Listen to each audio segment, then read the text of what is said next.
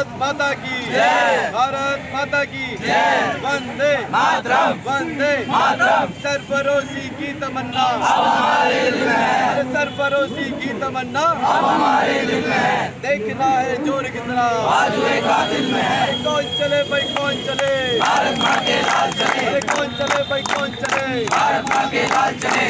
सजा मिलेगी उस दिन हम पूरे वहाँ पे वंदे मातरम को। सजा एक ही होनी चाहिए, फांसी फांसी फांसी। क्या सजा होनी चाहिए भाइयों? फांसी फांसी फांसी। हमारी ये, जैसा कि आज आपको पता है हमारे उत्तराखंड में एक छोटा सा मुहिम और मैसेज देना चाहता हूँ आप सब लोग के माध्यम से। हमारा रुद्रपुर जो यहाँ पे खड़ा है, वंदे मातरम ग्रुप की तरफ से एक मुहिम, एक मैसेज देना चाहता हूँ। हमारे उत्तराखंड में ऋषिकेश में एक घटना घटित हुई है जो बहुत निंदनीय है और बहुत दर्दनाक है। आप सभी ने सुना होगा शायद अंकिता भंडारी जी के बारे में। छोटी बहन, 19 साल की छोटी बहन, क्या कसूर था उसका? क्या ये कसूर था कि वो गरीब थी? क्या ये कसूर था कि उसके बड़े बड़े नेताओं से संपर्क नहीं थे? क्या ये कसूर था कि वो ईमानदार थी? अगर यही कसूर है तो फिर बेकार है भाई जीवन में रहना।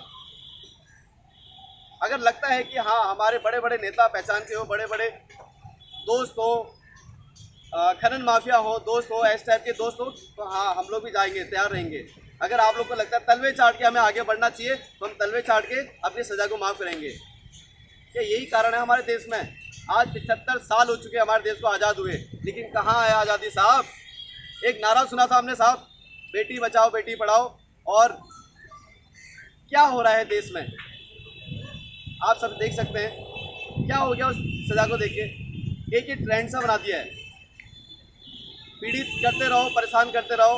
कोई ना के ऊपर से बड़े नेता आ जाएंगे, बड़े बड़े गाड़ियों में आ जाएंगे, फॉर्च्यूनर में आएंगे, अपने बच्चों को छुड़ा के चल देंगे। कहाँ का इंसाफ रह गया? क्या सिर्फ सज़ा और ये घटित बलात्कार वाले चीज़ और किसी का मर्डर करना गरीब परिवार के लिए सीमित है? अगर यही है तो भाई एक चीज़ देख लीजिए, किसी नेता की बेटी को, किसी नेता की माँ बहन को किसी को छेड़ के दिखा दो, पता लग जाएगा चुटकी भर में कहाँ गायब हो गए तुम लोग, पता भी नहीं लगेगा। तो मैं आप सभी से और हमारे वंदे मातरम ग्रुप से, हमारी जो सरकार है, हमारे मुख्यमंत्री हैं पुष्कर सिंह धामी जी, हमारे प्रधानमंत्री हैं नरेंद्र सिंह मोदी जी, उन सभी के सामने हमारा वंदे मातरम ग्रुप पूरी बात रखता है कि साहब सज़ा सबके लिए एक दीजिए। सज़ा देनी है तो सबको एक दीजिए, नहीं देनी है तो रिहा कर दीजिए। सज़ा बनी है तो बनाइए। उस परिवार से पूछिए जिस परिवार ने उस बच्ची को 19 साल पाला है। 9 महीने लगते हैं बच्ची को देखने के लिए, 9 महीने पेट में रही तब जाके मुंह देखा जाता है उसके बाद आने के लिए। साहब मैं आपसे यही रिक्वेस्ट करता हूँ कि सज़ा एक जैसी बने तो ही जाके कानून बराबर हो पाएगा। सज़ा एक ही होनी चाहिए, फांसी फांसी फांसी। क्या सज़ा होनी चाहिए भाइयों? फांसी फांसी फांसी। हमारी यही आपसे रिक्वेस्ट है, हमारी सरकार से यही विनती है, कृपया करके पार्टीवाद छोड़िए, भाईवाद छोड़िए, भाईचारा छोड़िए। कानून सबके लिए एक जैसा बनना चाहिए। अपराध किया है तो उसको सजा मिलनी क्या चाहिए? फांसी। क्या मिलनी चाहिए? फांसी। तो कृपया करके हम आपसे अनुरोध करते हैं, माननीय मुख्यमंत्री हमारे पुष्कर सिंह धामी जी और हमारे प्रधानमंत्री जी नरेंद्र मोदी जी, मैं आपसे यही अनुरोध करता हूं कि हमारा वंदे मातरम आपसे यही मांग करता है, चाहे वो कोई भी व्यक्ति हो, कैसा भी व्यक्ति हो, बड़े बड़े रिजॉर्ट वाला हो या बड़े बड़े गले में सोने के चेन छल्ले डाल के लगाओ या फॉर्च्यूनर से आता हो, सज़ा एक ही होनी चाहिए साहब, फांसी फांसी फांसी। अगर ये सज़ा नहीं हुई तो हमारा आपसे भरोसा उठ जाएगा। हमने आज तक सरकार इसीलिए बनाई कि हाँ हमें न्याय मिलेगा, लेकिन यहाँ क्या सिखाया जाता है? मेरा बाप नेता है, मेरा बाप विधायक है। एक प्रचलन बना दिया गया है, गाड़ियों बड़े बड़े अक्षरों में लिखा है मेरा चाचा विधायक है। अगर ऐसा ही काम है तो सही है भैया, हम भी अपने चाचा लोग को विधायक बनाएंगे। अगर यही चलन है ना तो हम भी अपनी गाड़ियों में लिखाएंगे हमारा चाचा विधायक है।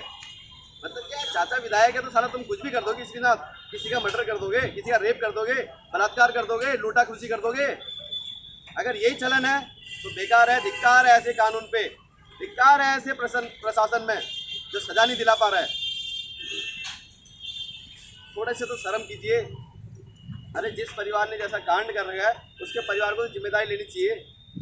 परिवार आगे आए ना, अपने बच्चों को सजा दिलाए।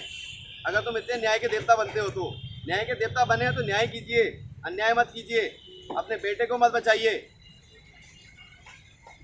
मैं आपसे यही अपील करता हूँ कि अगर हमारी आवाज़ आप तक पहुँच रही है क्योंकि हमारे देश में बहुत सी बेटियां हैं, बच्चे हैं जो दिन रात घूमती हैं, मजबूरन है भाई, मजबूर की वजह से उन्हें नौकरी करनी पड़ती है। सेफ्टी नहीं है यार, क्या फ़ायदा है ऐसी सरकार रखना, क्या ऐसा प्रशासन रखना जिससे हमारी बेटियां बच्चे वो सेफ नहीं है। बहुत से लोग बोलते हैं अरे हो गया यार चलो। कैंडल मार्च ही क्या है, कैंडल मार्च किसने निकाल दिया प्रथा? रामायण थी, रामायण याद रखे, रामायण माता सीता को लेके गए थे, हनुमान जी ने पूरी लंका में आग लगा दी थी। ये था प्रचलन हमारे देश का, ये थी हमारी संस्कृति। ये पता नहीं क्या प्रचलन निकाल दिया, मोमबत्ती जला के, एक हाथ में सेल्फी लेके, क्रीम पाउडर लगा के सेल्फी खिंचाए बड़े बड़े नेताओं के साथ, और अगले दिन गायब। एक दिन की डीपी लगाएंगे कि इसके साथ ये प्रताड़ना हो गया, ये प्रचलित हो गई है, लेकिन अगले दिन मोह माया में त्याग। कौन पूछ रहा है, क्या कर रहा है? कृपया करके मैं चाहता हूँ ना, अगर मोमबत्ती लेके आए ना तो कम से कम पूरा जब तक मोमबत्ती जला के रहे, जब तक वो सजा नहीं दी जाए। होना चाहिए, नहीं होना चाहिए भाई ये चीज़? यार एक सेल्फी लेना, मोमबत्ती जलाना, ये कोई सजा देने वाली बात हुई? कम से कम ऐसी सजा तो हो ना, अगर मोमबत्ती तुम जला रहे हो तब तक मोमबत्तियाँ जलाते रहो जब तक सजा नहीं मिले। तो मैं यही अनुरोध करता हूँ, हमारा वंदे मातरम ग्रुप अभी तक किसी ने मोमबत्ती नहीं जलाई। क्यों? क्योंकि हम चाह रहे हो सजा मिले। जिस दिन सजा मिलेगी उस दिन हम पूरे वहाँ पे वंदे मातरम ग्रुप गांधी पार्क में आके मोमबत्तियाँ जलाएंगे। वादा करते हो नहीं करते हो? जिस दिन सजा मिलती है, फांसी की सजा, उस दिन पूरा हमारा वंदे मातरम ग्रुप रुद्रपुर शहर यहाँ पे आके मोमबत्ती जलाएगा।